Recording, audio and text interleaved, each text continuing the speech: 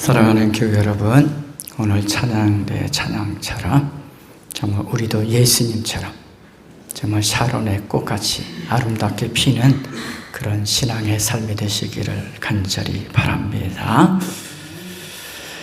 케빈 리먼과 윌리엄 펜텍이라는 사람이 지은 양치기 리더십이라는 책이 있습니다.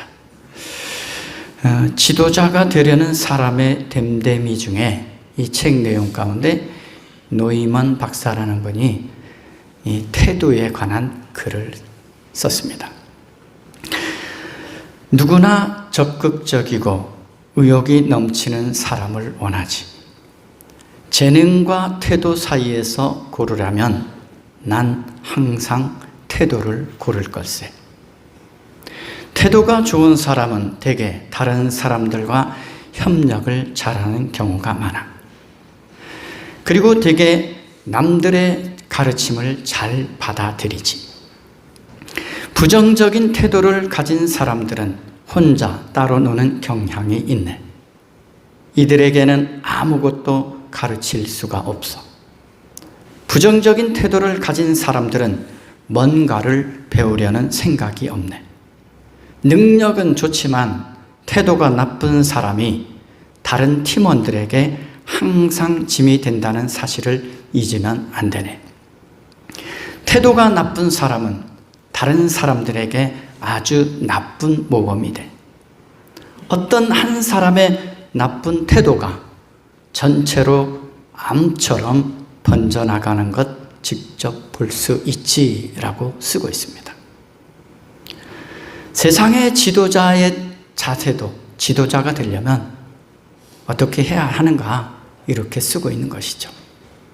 오늘날 그리스도인으로서 우리는 예수님을 따르는 사람들로서 어떤 태도로 어떤 삶을 살아가고 있는지 돌아보아야 합니다. 특별히 우리는 하나님 앞에서 믿음 생활을 하는 사람들로서 하나님 앞에 그리고 세상 앞에서 어떤 태도로 살아가고 있는지 늘 우리의 신앙과 삶을 점검해 보아야 합니다. 오늘 우리는 예수님을 믿고 따르는 데 있어서 바른 태도가 무엇이며 좋은 모범이 되는 제자의 삶이 어떤 것인지 바로 알아야 합니다. 오늘 말씀을 통해서 예수님을 믿고 따르는 참된 제자의 태도가 무엇인지 여러분 깨닫게 되기를 원합니다. 그리고 예수님을 믿고 따르는 자답게 그 삶도 바르게 되어지기를 간절히 원합니다. 오늘 본문은 예수님께서 하늘에 올라가실 날이 다 되었다라는 말씀으로 시작됩니다.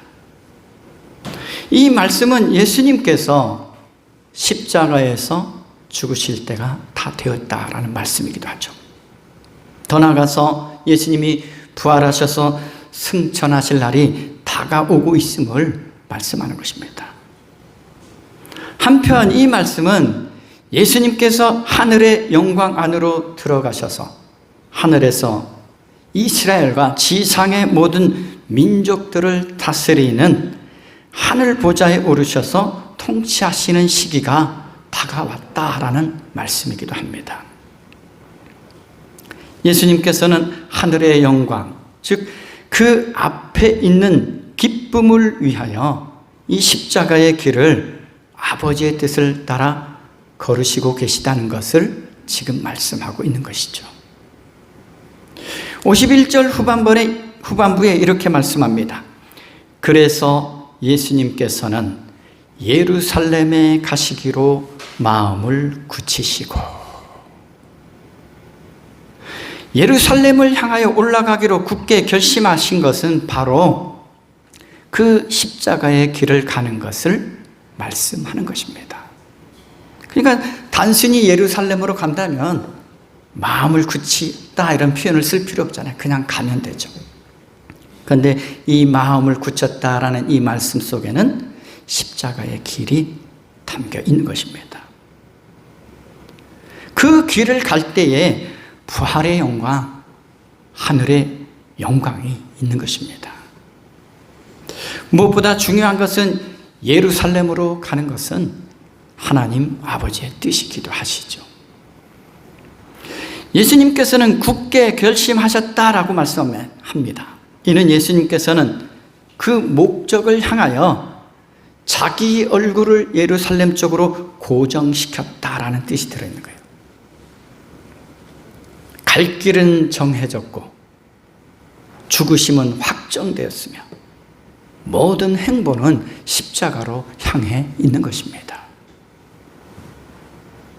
그런데 예수님께서는 자신이 받을 고난과 죽음을 예고하실 뿐만 아니라 예수님을 따르는 그 제자들을 지금 매일 십자가를 지는 삶으로 불러들이고 있다라는 거죠. 오늘 주님께서 우리들을 이 십자가의 길로 불러들이고 계시다는 것을 알고 예수님을 믿고 따르고 있습니까? 하나님은 구원의 통치자이시며 우리가 누리는 구원은 하나님의 뜻을 이루시기 위한 예수님의 십자가와 부활과 승천의 삶을 통해 누리는 것임을 기억해야 합니다. 우리가 누리는 구원은 예수님의 십자가 빠진 구원이 아니에요. 예수님의 십자가가 담겨 있는 구원입니다. 그러므로 우리가 누리는 구원이 얼마나 값진 것인가를 깨달아야 합니다. 거저 받았다고 해서 값 없는 게 아니에요. 단순히 믿으면 구원 없는 그런 값싼 구원이 아닙니다. 예수님의 죽음이 들어있는 구원이에요. 하나님의 거룩하신 뜻을 따라 예수님의 십자가의 희생을 통해 이루어진 이 거룩한 일이 구원이요, 바로 하나님 나라의 삶입니다. 그러므로 하나님의 구원을 누리는 자다운 존귀한 모습과 거룩한 삶을 살아내지 않고서는 우리가 구원받은 자의 합당한 모습으로 살아가고 있는 것이 아닙니다.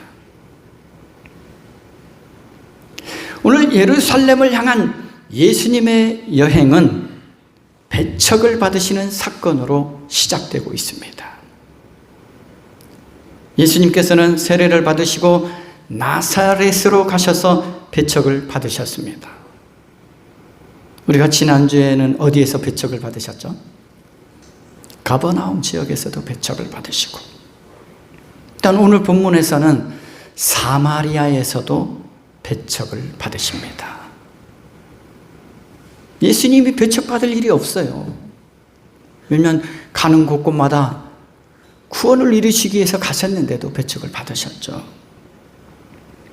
그런데 사마리아인들에 의해서 배척을 받았다라는 것은 이 사마리아인들과 유대인들 사이에 긴장이 있음을 알 수 있습니다.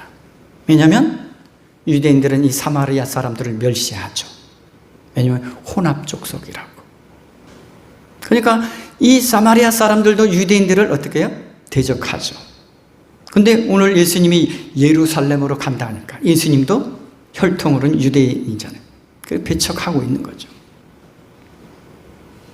그리고 그들이 배척하는 진정한 이유는 고난과 죽음을 향하는 길에 선 예수님을 따르고 싶지 않았기 때문에 배척하고 있는 거죠. 여러분, 고난이 있다 그러면 예수님을 따르시겠습니까? 정말 혹시 내가 그냥 복을 누리기 위해서만 예수님을 따르고 있지는 않습니까? 그런데 오늘 예수님께서는 제자들을 자기보다 앞서 예루살렘으로 보내십니다. 숙소와 음식을 준비시키기 위해서입니다. 그런데 갈릴리로부터 유대와 예루살렘으로 가는 직행길은 이 사마리아를 통과해야만 했습니다. 그러니까 갈릴리가 위쪽에 있죠. 그럼 예루살렘은 밑에 있어요. 그럼 중간에가 이 사마리아 땅이 있는 거예요. 여기를 거쳐가야 합니다. 그런데 유대인과 사마리아는 적대적 관계에 있었기 때문에 이 사마리아 길은 위험한 길이죠. 사마리아인들은 주전 721년에 이 북왕국이 멸망한 후에 아수르인들이 이 팔레스틴에서 식민했던 이주민의 후손들입니다. 그래서 사마리아 사람들은 혼혈이 되었어요. 그리고 다른 종교적 간섭을 가졌기 때문에 유대인들은 그들을 부정하다라고 읽었어요. 그래서 사마리아 땅도 지나가지 않습니다. 왜요? 자신들도 이 사람들 때문에 부정하게 될까 봐 지나가지도 않았어요. 상종하지 않은 거죠. 그래서 예루살렘으로 가는 순례자들은 이 부정하다고 여기는 이 사마리아를 통과하지 않고 다른 길로 돌아갑니다. 왜냐하면 부정하면 예루살렘으로 가면 뭐 하러 가는 거죠? 예배하러 가는 거잖아요. 순례 때마다. 그럼 예배도 드릴 수 없어요. 부정한 자는 성전에 들어갈 수 없잖아요. 그런데 예수님은 사람들이 부정하다고 여기는 사마리아를 돌아서 가지 않으십니다. 오히려 사마리아 길을 자원하셔서 가시고 계시다는 사실입니다. 그런데 예수님께서 사마리아인의 한 마을에 들어갔는데 그들이 받아들이지 않았습니다.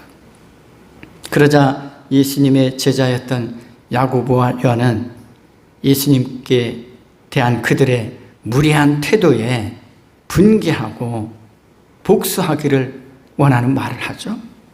그러면서 야고보와 요한이 어떻게 말합니까? 주님, 하늘에서 불이 내려와 그들을 태워버리라고 우리가 명령하면 어떻겠습니까? 그리스도인들은 배척당한 도구에서 배척하는 삶을 살면 안 되죠. 악한 일을 당한다고 해서 악으로 대적하면 안 되죠. 불의한 일을 당한다고 해서 불의로 대항하는 것은 그리스도인의 삶이 아니죠. 그래서 예수님께서는 돌아서서 제자들을 어떻게 하십니까? 꾸짖습니다. 배척하는 사람들을 뭐라 하지 않아요. 제자들을 꾸짖습니다.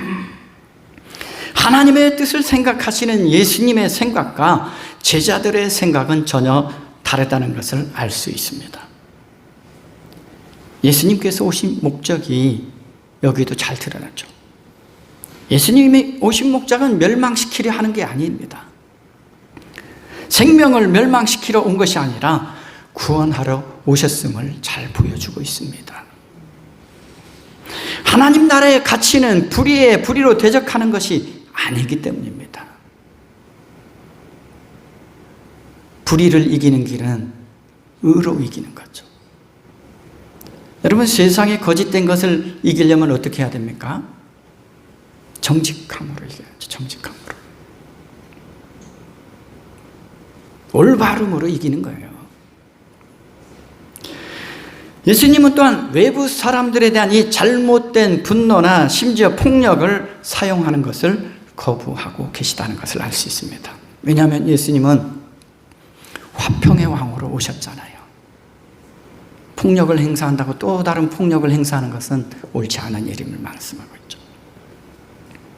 또한 자신들을 미워하는 사람들에 대해 감정적으로 보복하는 일은 주님의 다스리심을 받는 삶도 아니요, 하나님 나라의 가치관도 아니라는 것입니다.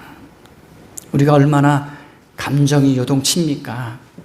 억울한 일 당하면 이 마음에서부터 이 제자들 같은 마음이 있죠. 왜 없습니까? 연약하잖아요. 나도 복수하고 싶고 나도 폭력을 쓰고 싶고 이런 마음이 있지 않겠습니까? 그런데 예수님은 감정적인 걸 원치 않으셔요. 그래서 신앙도 감정에 머물러 있으면 안 됩니다. 우리 신앙은 어떤 신앙이 되어야 됩니까? 전인적인 신앙이 되어야 됩니다. 지적으로 하는 신앙이 되어 있어야 되고 감정도 있어야 돼요. 감정적인. 그리고 의지적으로 결단하는 신앙이 있어야 돼요. 그래서 이거를 지정의라고 합니다. 이게 합쳐져야 돼요. 지식으로만 아는 신앙 되면 안 돼요. 성경을 다 알았다고 되는 게 아니잖아요. 일단 마음으로 느끼고 내가 사랑으로 이 믿음을 실천할 수 있는 이 행동하는 믿음까지 이르러야 진짜 온전한 믿음이 될 수 있는 것이죠. 예수님께서는 죄인이라고 여김받고 부정한 자라 여김받는 사마리아인들뿐만 아니라 모든 이방인들을 구원하시고 살리시기 위해 오셨기 때문입니다. 심지어 예수님을 죽음에 내몬 사람들이 누구입니까? 하나님을 믿는다고 말하는 종교 지도자들입니다. 유대인들입니다. 그런데 예수님은 그들도 사랑하셔요. 예수님을 비방하고 오히려 죽이기까지 하는 그런 사람들도 예수님은 품으셨다라는 거죠. 예수님을 따르는 제자라면 예수님의 이 마음을 알고 예수님이 추구하시는 가치관이 무엇인지를 바로 알고 따라야 했지만 오늘 그렇지 못하다는 것을 볼 수 있죠. 우리가 진짜 예수님을 믿고 따른다면 예수님을 마음을 알아야 돼요. 어떤 마음을 가지고 있는지. 그리고 알기만 하면 안 되잖아요. 그 예수님의 마음을 내가 품고 그리고 그 예수님의 마음으로 사랑을 실천하는 삶 살아가는 것. 이게 예수님을 따르는 삶의 자세이죠. 그렇다면 우리는 어떠한 마음과 어떠한 태도로 예수님을 따르며 예수님을 따르는 자답게 살아갈 수 있을까요? 이 질문은 오늘 보면 62절에 예수님의 말씀처럼 하나님 나라에 합당한 자가 되는 삶의 태도이기도 합니다. 정말 하나님 나라에 합당한 자. 본문 57절과 59절을 통해서 예수님의 제자가 되고자 하는 사람들의 두 부류를 볼 수 있습니다. 그들의 마음의 태도가 어떠해야 하는지 예수님이 말씀해 주십니다. 57절에 보면 어떤 사람이 예수님께 이렇게 말합니다. 나는 선생님이 가시는 곳이면 어디든지 따라가겠습니다. 그런데 59절에는 이러한 말씀이 있습니다. 또 예수께서 다른 사람에게 나를 따라오너라 하고 말씀하셨다. 차이점이 뭡니까? 한 사람은 내가 따라가겠다. 그런데 한 사람은 예수님이 따라오라 말씀하요. 그래서 먼저는 예수님의 제자가 되기를 자원해서 나서는 사람이 있다라는 것이고 또 하나는 예수님의 부르심을 받고 제자가 되려는 사람이 있다라는 거죠. 그런데 예수님은 예수님을 따라 어디든지 따르겠다는 사람에게 이렇게 말씀하십니다. 자원해서 따라 나선 사람에게 말하는 거예요. 여우도 굴이 있고 하늘을 나는 새도 보금자리가 있으나 인자는 머리 둘 곳이 없다. 사람은 순간적이고 열광적으로 깊은 생각 없이 무조건적으로 따르는 사람이 있습니다. 그런데 예수님을 따르는 제자의 삶이 오늘 어떠하다라는 것을 예수님이 말씀하는 걸까요? 여우도 굴이 있고 하늘을 나는 새도 보금자리가 있는데 쉽게 말하면 예수님 자신도 머리 둘 곳 없어 이렇게 말씀하고 있는 거예요. 즉 제자의 삶은 순탄한 삶도 아니요 안정적인 삶도 아니다라는 것을 예수님이 지금 말씀하고 있는 거예요. 보통 사람들의 일상적인 생활을 벗어난 삶이라고 말할 수 있는 것이죠. 즉 이 말씀은 세상적인 영광과 가치관을 추구하면서는 결코 따를 수 없는 것이 예수님을 따르는 삶이라는 거예요. 하나님 나라의 복음의 가치를 가지고 따라야만 따를 수 있는 것이 예수님을 따르는 삶임을 이 사람에게 말하고 있는 거예요. 그리고 예수님을 따르는 것은 자신도 예수님이 사셨던 그러한 생활에 들어가야 한다는 거예요. 지금 그 말씀하는 거예요. 예수님을 따르게 내가 이런 삶을 살고 있는데 너도 이렇게 생활할 수 있느냐 말씀하는 거죠. 예수님을 따라 어디든지 가겠다는 이 사람의 태도에는 예수님과 함께 고난받는 삶보다는 지금 예수님 때문에 누리는 인기와 세상 영광에 사로잡혀 있음을 말씀하고 있는 거예요. 왜냐하면 예수님은 어디든지 지금 인기 있는 분이에요. 왜냐하면 여러 가지 이적을 지금 베풀어 주시잖아요. 병든 자도 고쳐주시고 죽은 자도 살리시고 풍랑도 잠잠케 하시고 각종 이적을 보여주시니까 사람들이 수없이 따라요. 그러니까 예수님의 이 모습만 보고, 겉으로 보이는 이 모습만 보고 지금 예수님이 가는 곳이면 어디든지 따르겠다 말하니까 예수님이 이 말씀을 하신 거죠. 즉 예수님을 따르고자 하는 지금 마음의 태도부터 잘못되어 있음을 지금 가르쳐주고 있는 것입니다. 주님께서 가시는 길의 의미를 제대로 알지 못하고 따르고자 하고 있다는 것을 지금 가르쳐주고 있는 거예요. 우리는 왜 예수님을 믿는가? 왜 예수님을 따라야 하는가? 이 마음의 태도부터 바르게 갖추고 믿고 따라야 합니다. 두 번째 사람은 예수님의 부름을 받고 나선 사람이지만 예수님은 자신을 따르는 것이 집안의 어떤 일보다 우선해야 함을 강조하십니다. 한마디로 말하면 집안일보다 하나님 나라의 일이 더 우선함을 요구한다는 것입니다. 즉 예수님을 따르기 위해서는 십자가를 지는 어려움을 각오해야 한다는 것입니다. 그런데 이 말씀을 곡해하면 안 돼요. 왜곡하면 안 됩니다. 집안일은 중요하지 않으니까 교회에 와서 교회에서만 살아야 돼, 이 말이 아니에요. 그건 이단에서나 가르치는 거죠. 이단에서는 어떻게 합니까? 집안 다 내팽개치고 가족도 내팽개치고 교회 일만 해야 돼, 이게 아니라는 거죠.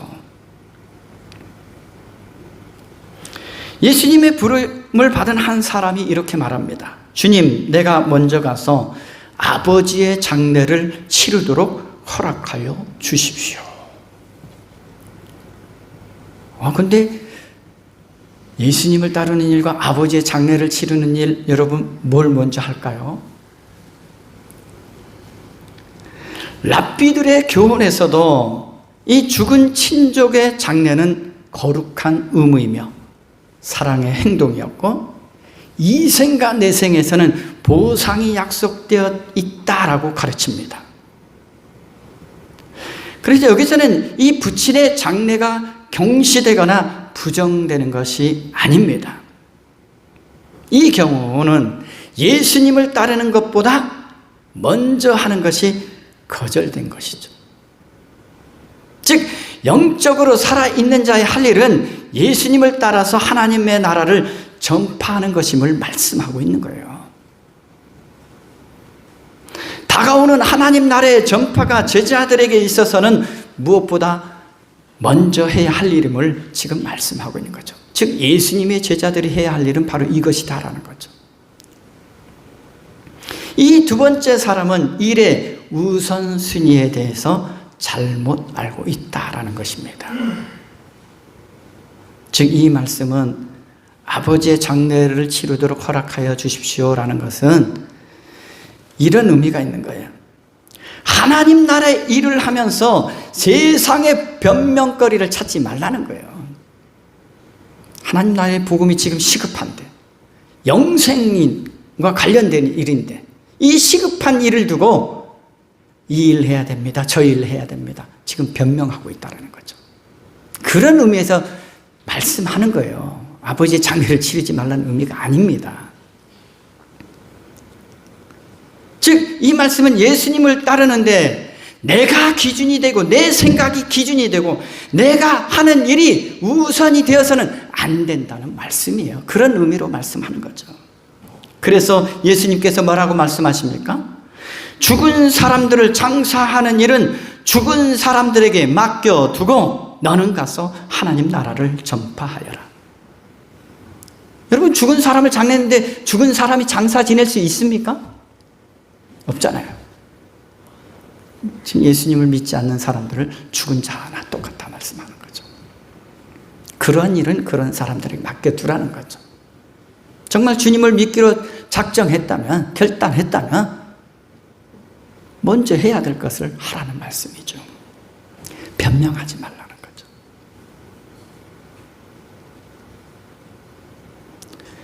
예수님을 따르기 위해서는 타협해서는 안 되는 것들이 있다고 말씀합니다.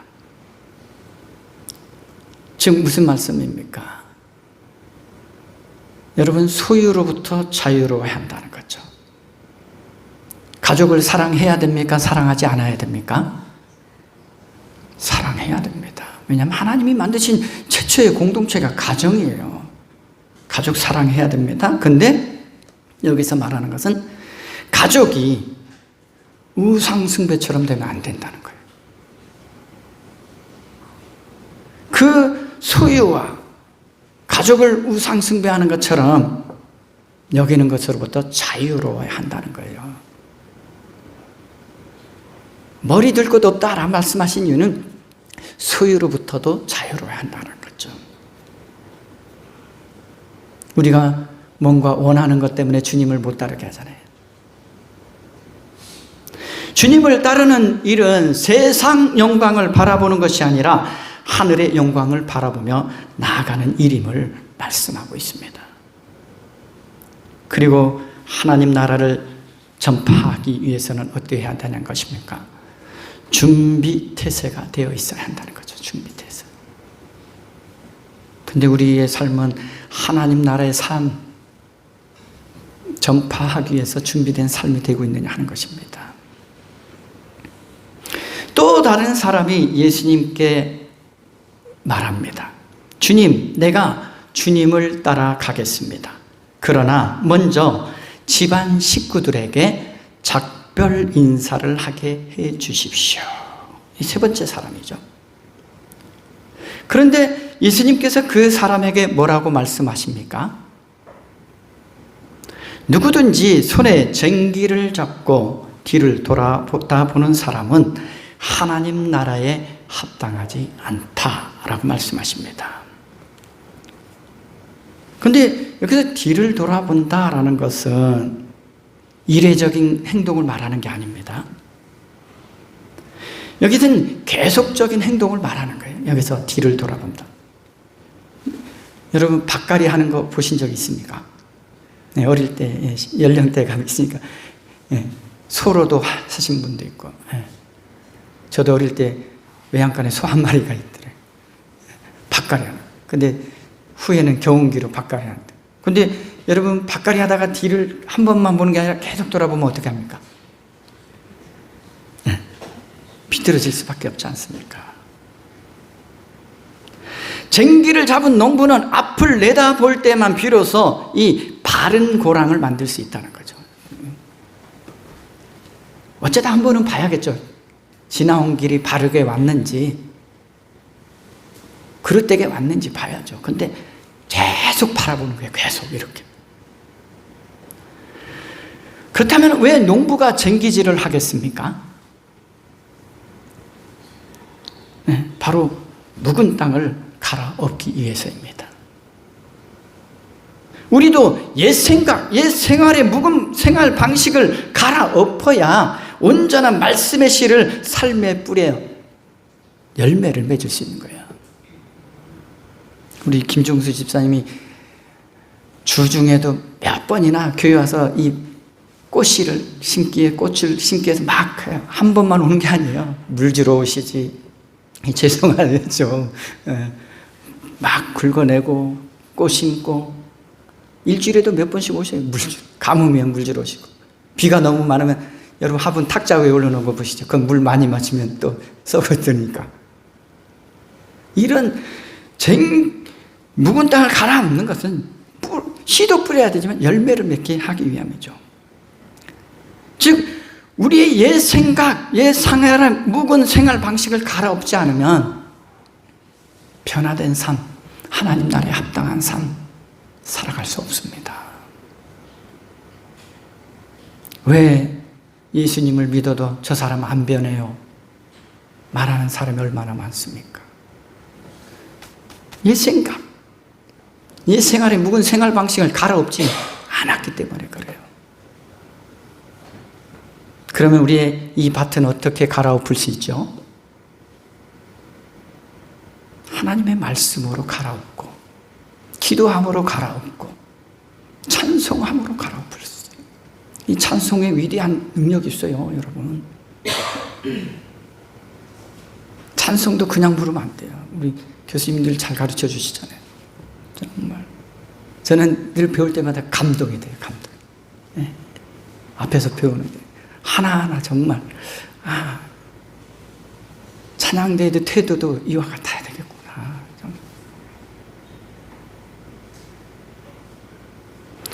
오늘 우리도 이전의 삶을 내려놓고 새롭게 앞을 바라보며 나아가야 합니다. 지금까지의 삶, 여러분, 갈아엎어야 합니다. 지금까지의 옛 마음, 옛 생각 갈아엎어야 합니다. 그렇지 않으면 평생 하나님 나라에 합당한 자로 살아가는 게 아니에요. 그리고 이 예수님을 따르는 삶은 눈앞의 고난만 바라보면 안 됩니다. 고난 너머의 영광을 바라볼 수 있어야 합니다. 그리고 일편단심의 마음으로 헌신하는 충성된 마음의 태도가 있어야 합니다. 배움도 태도에서부터 시작되잖아요. 배움의 태도가 되면 더 적극적으로 배워요. 예전에는 배우려면 어떻게 해야 됩니까? 선생님을 찾아갔잖아요. 찾아가. 선생님이 오는 게 아니에요. 좋은 선생님이 계시면 그곳을 찾아가야 되는 거예요. 우리 교수님 여기 계시면 서울에 있는 제자들이 어떻게 해야 돼요? 와야 돼요. 초청하는 게 아니라 진짜 제자라면 내 선생님이 가서 배워야 되는 거죠. 이게 제자의 태도예요. 선생님이 이 길을 가셨다면 나도 이 길을 가야지 하는 마음으로 배워야 되는 거예요. 선생님이 그냥 선생님 됐겠습니까? 고난의 과정을 다 겪고 남들보다 앞서 그 길을 갔기 때문에 선생님이시잖아요. 오늘 예수님은 그 길을 먼저 가시면서 제자들에게 따라오라고 하시는 거예요. 고난의 길을 가시면서 이 길을 따라오라. 부활의 영광의 길을 가시면서 이 길을 따라오라 말씀하시는 거죠. 주님의 제자로 살아가는 일은 고난을 빼버리면 안 되죠. 고난도 지나고 앞날의 영광을 바라보면서 오늘 예수님이 제자들에게 말씀하는 날마다 십자가를 지는 이 매일의 삶을 두려워하지 말라라는 거예요. 여러분, 예수님을 믿기 두렵습니까? 예수님을 따르기 두렵습니까? 그 두려움의 이유가 뭐죠? 사람들의 시선이에요. 사람들의 시선. 믿는 사람은 소수입니다. 소수. 그래서 두려운 거예요. 사람들이 소외될까 봐. 진정 소외된 인생은 하나님에게서 떨어져 나가는 인생이 진짜 소외된 인생이죠. 하나님의 일을 하려는 사람들은 그 얼굴을 하나님을 향하여, 하늘을 향하여 나아가야 합니다. 우리에게 주어질 하늘의 기쁨을 생각하며 하나님 나라에 합당한 제자로서의 삶을 온전히 살아가야 합니다. 우리가 하나님 나라를 미리 앞당겨서 맛보며 살아가야 된다 그랬잖아요. 선취해야 된다 그랬잖아요. 우리도 무엇 때문에 주님을 따르는 일에 망설이고 있는지, 정말 주님을 따르며 살아왔는지, 우리의 마음과 생각과 태도를 정직하게 깊이 돌아봐야 합니다. 혹시라도 내 안정적인 생활이 무너질까 봐서 따르지 못하고 있지는 않습니까? 여전히 세상적인 가치관이 마음을 정복하고 있어서 따르지 않고 있지는 않습니까? 세속적인 것에 미련을 두는 삶의 태도로는 결코 하나님 나라를 누릴 수도 없고 하나님 나라의 복음을 위한 제자로서의 삶을 살아낼 수도 없습니다. 예수님은 하나님 나라의 구원을 위하여 개척의 땅 사마리아뿐만 아니라 예루살렘까지 나아가셨습니다. 예루살렘 역시 예수님을 환영한 게 아니에요. 예루살렘에서 환영했던 것은 예수님의 겉모습만 보고 환영한 것이죠. 그 속에는 예수님을 배척하고 죽이고자 하는 음모가 끊임없이 있었던 곳이 예루살렘입니다. 세상 사람들로부터 배척받기를 두려워한다면 결코 올바른 믿음의 길을 걸어갈 수 없습니다. 바른 믿음의 사람들이 두려워할 것은 사람들의 시선이나 말이 아닙니다. 하나님의 말씀을 따르지 않고 하나님의 뜻을 벗어나 사는 것을 두려워할 줄 알아야 합니다. 하나님 나라에 합당한 삶을 살지 않는 것을 두려워해야 합니다. 하나님 나라의 가치를 추구하지 않는 것을 두려워할 줄 알아야 합니다. 오늘 우리는 어떤 제자로, 어떤 삶의 태도로 예수님을 따르고 있습니까? 오늘 예수님이 바라시는 하나님 나라에 합당한 믿음의 삶, 바른 믿음, 바른 삶, 하나님 나라의 가치를 추구하는 그런 믿음의 삶이 되어서 나를 따르라 하실 때 고난의 길일지라도 아멘하며 따르는 귀한 삶이 되시기를 주님의 이름으로 기원합니다. 기도하겠습니다. 자비하신 하나님 아버지, 저희를 부르셔서 주님의 제자로 삼길 원하시는 그 주님의 마음을 오늘 깨닫게 해주심을 감사합니다.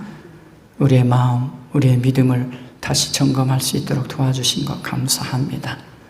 새롭게 하여 주시고 새 마음으로, 새 믿음으로 새롭게 다시 하나님 나라의 삶을 이 땅에서 누리며 살아가게 하여 주옵소서. 감사드리며 예수 그리스도 이름으로 기도드립니다. 아멘.